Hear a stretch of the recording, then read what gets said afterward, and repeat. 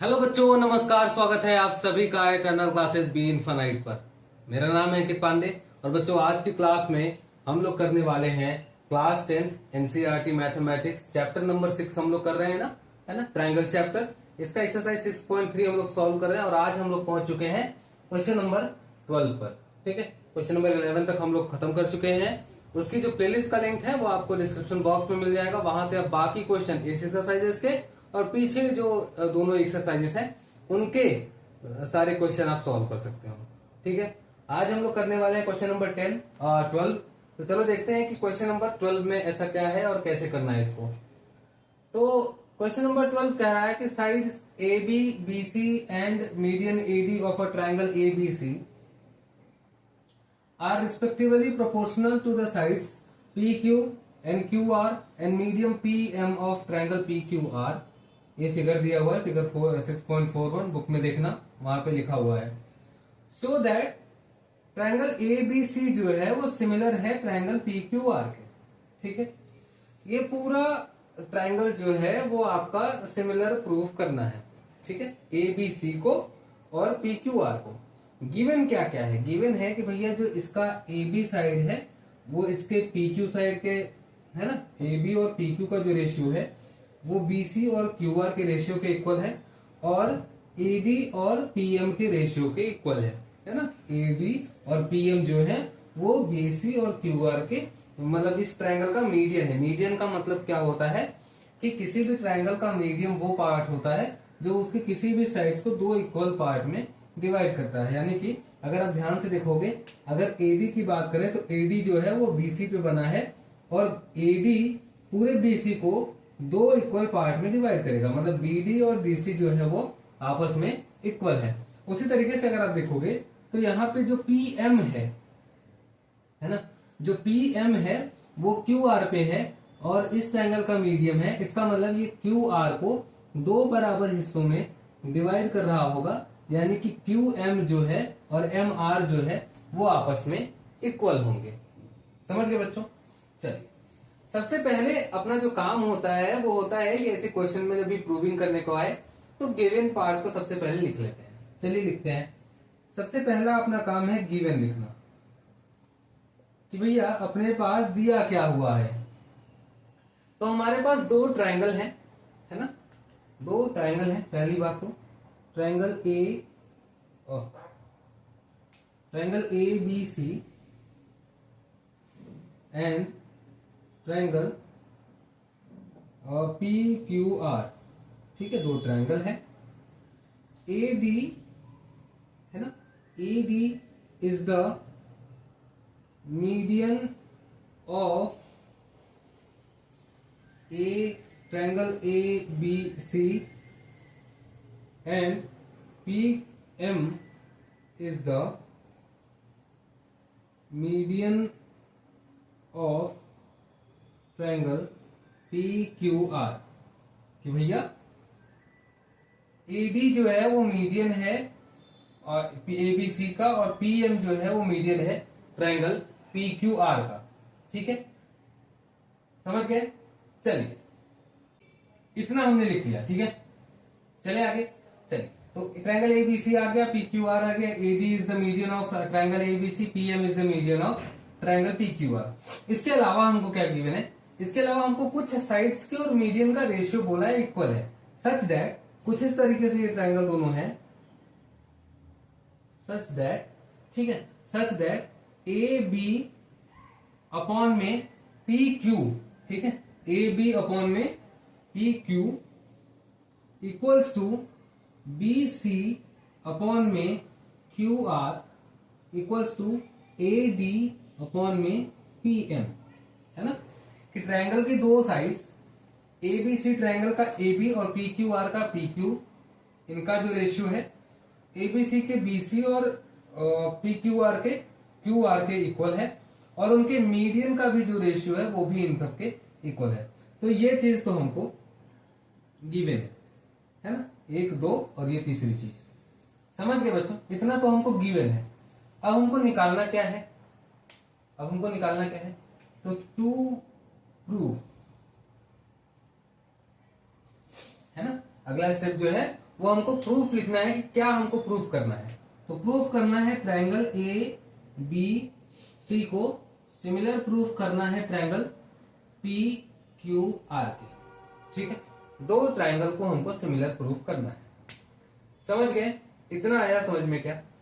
चलो अच्छा, अगर इतना समझ में आया है, अब बस कुछ नहीं करना है। सबसे पहले हमने आपको बताया है ना, जितनी बार भी हम ये क्वेश्चन करते हैं, पहले मैंने आपको बोला है कि जितना गिवन पार्ट से जो भी चीज निकाल सकते हो पहले निकाल लिया करो।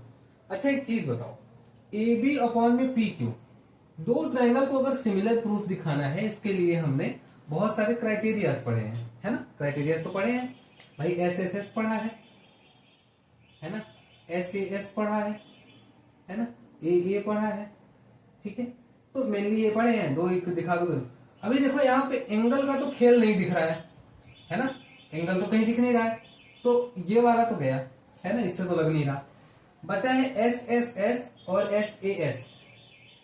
अगर तुम ध्यान से देखोगे तो ये साइड और ये साइड और ये साइड और इस साइड का रेशियो हमको गिवन है।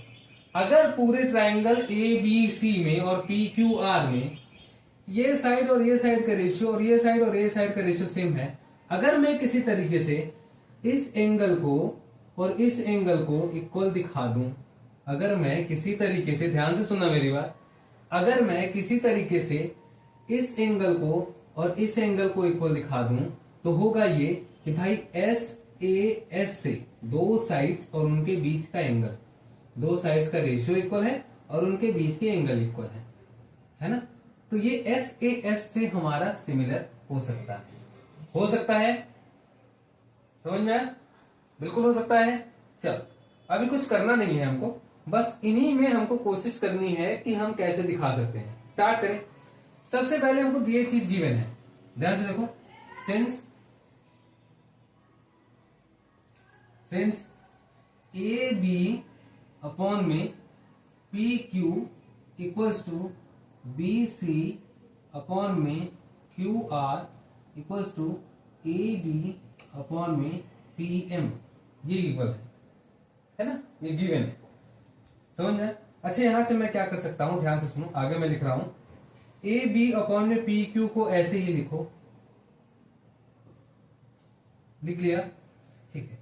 B C upon Q R को अगर आप देखोगे तो मुझे इस साइड इक्वल करता है, ध्यान से सुनो, ये बी डी जो है वो बी सी का हाफ है ना, बी डी जो है वो बी सी का हाफ है।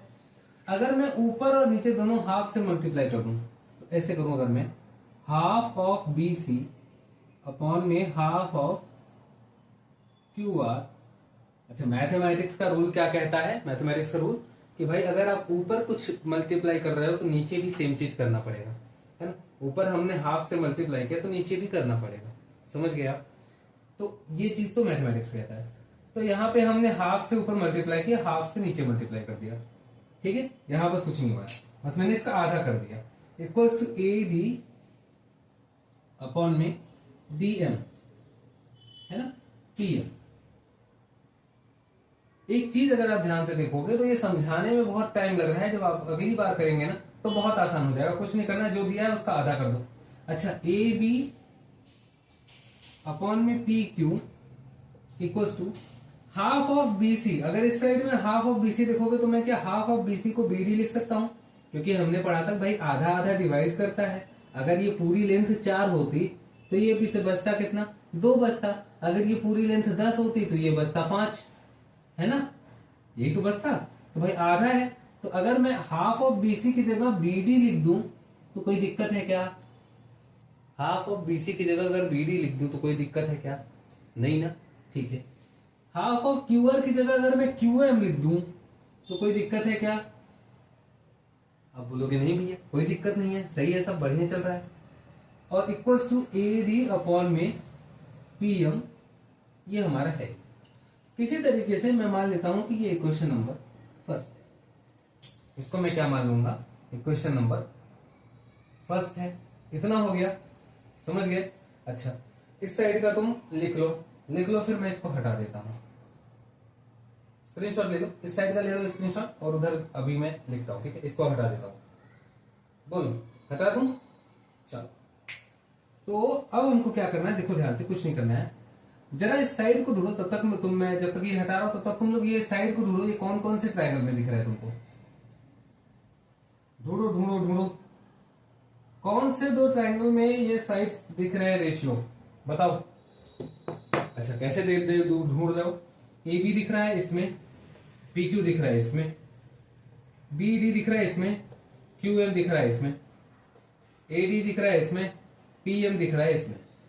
यानी कि ये जोड़ोगे तो ये छोटा वाला ट्रायंगल ऊपर से और नीचे वाले ये है, इस साइड का एक ट्रायंगल और इस साइड का एक छोटा वाला ट्रायंगल, है ना। यहां से मैं क्या लिखूंगा, नाउ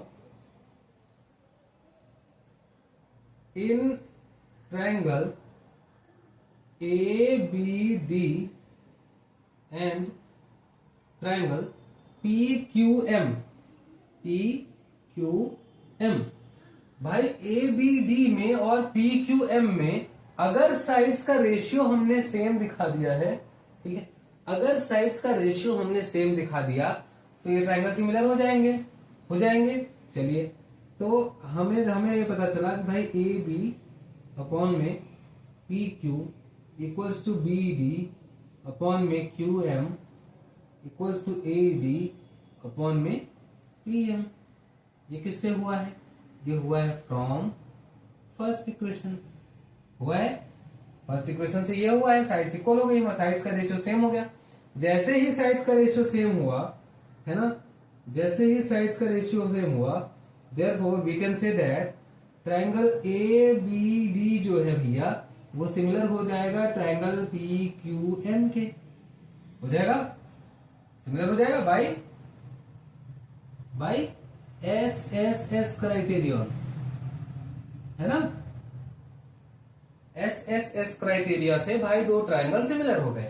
अच्छा, हमने ये भी पढ़ा है कि अगर दो ट्रायंगल सिमिलर हो जाए तो उनके करस्पॉन्डिंग एंगल्स इक्वल हो सकते हैं। तो यहां से हम लिख सकते हैं कि एंगल बी, है ना, एंगल बी जो है वो एंगल क्यू के इक्वल है ना, किससे, तो सी पी एस टी हमने पढ़ा है, corresponding parts of similar triangle, corresponding parts of similar triangle, क्या बोला, corresponding parts of similar triangle से एंगल बी और एंगल क्यू इक्वल हो जाएगा। इसको मान सकते हो इक्वेशन नंबर 6। समझ गए कि नहीं, ठीक है। अब हमको कुछ नहीं करना है, अब मैं क्या करूंगा, बस बड़े वाले दोनों ट्रायंगल ले लो और प्रूफ कर दो, बोलो कर दूं, चल यहां से हटा दूं क्या इसको, ये तो हो गया हमारा, यहां पे आ गया ये, समझ में आ रहा है कैसे किया है, एक एक स्टेप बढ़िया से लिखना, ठीक है। अब कुछ नहीं करना है, अब केवल बड़े वाले ट्रायंगल लो। तो एक बार मैं लेता हूं in triangle A B C and triangle P Q R, दोनों ट्रायंगल ले लिए। इसमें हमको ये दिया हुआ है कि भाई ए बी अपॉन में B P Q, A B upon में पी क्यू जो है वो बी सी अपॉन में क्यू आर के इक्वल है। ये तो हमको गिवन है, ये तो हमको दिया ही हुआ था। एंड हमने बाद में ये भी प्रूफ कर दिया कि एंगल बी जो है वो एंगल क्यू के इक्वल है ना। ये किससे किया था, सेकेंड इक्वेशन में अगर आप देखोगे तो ये हमने यहां पे किया है, ठीक है। हमने पहले छोटे वाले दोनों ट्रायंगल को सिमिलर प्रूफ किया, है ना, और उसके बाद एंगल बी और एंगल क्यू को इक्वल दिखा दिया, क्योंकि सिमिलर ट्रायंगल में करस्पॉन्डिंग एंगल्स इक्वल होते हैं, समझे ना, ठीक है। अभी ट्रायंगल ए बी सी और ट्रायंगल पी क्यू आर को जरा ध्यान से देखो। ए बी सी में हमारा पी क्यू आर में दो साइड्स का रेशियो और उनके बीच के एंगल इक्वल है ना। तो यहां से हम कह सकते हैं hence triangle A B C जो है वो सिमिलर हो जाएगा ट्रायंगल पी क्यू आर के, है ना, by S A S criteria.